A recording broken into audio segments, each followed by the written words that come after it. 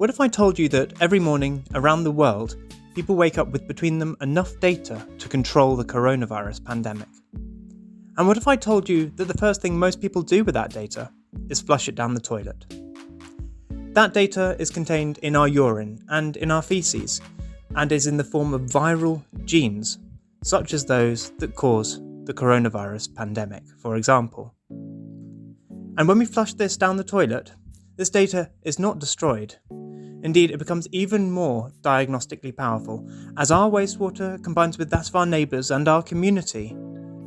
And by the time it reaches the wastewater treatment plant, it has been transformed into a community healthcare report, one that is anonymous and comprehensive, and one that updates day by day, hour by hour, flush by flush, in real time. The science of reading that healthcare report is called wastewater-based epidemiology. Simply put, this is the science of analysing wastewater to provide public health data. And this is the science in which I'm doing my PhD. And I'm particularly interested to find out what wastewater can tell us about infectious disease outbreaks and what it can tell us about the coronavirus pandemic in particular.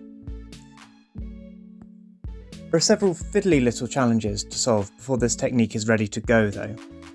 The first of which is that wastewater is full of chemicals and enzymes that destroy viral genes.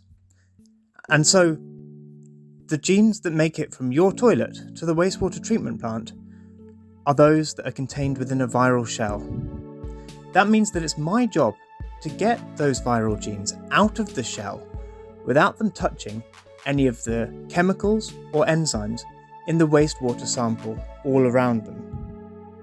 This is a difficult challenge, but it's one that I'm making good progress in so far.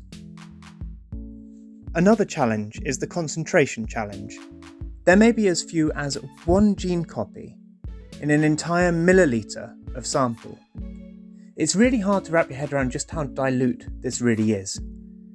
But that's like taking a bottle of Ribena and diluting it in all of the world's oceans. This is hundreds of thousands of times more dilute than genes might be in a sample that's analysed in a hospital diagnostics lab, for example. So I need to come up with methods that are extremely sensitive to detect this low concentration of genes. The coronavirus pandemic has shown us a great deal about our current methods for tracking disease outbreaks.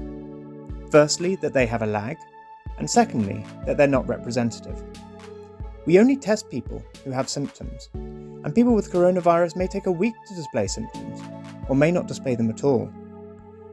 Wastewater-based epidemiology promises to help with that, offering an early warning system for future disease outbreaks, or a way to monitor the ongoing pandemic. So I'll end with a question. If we had this technique up and running late last year, what would the current coronavirus pandemic look like now? Thank you.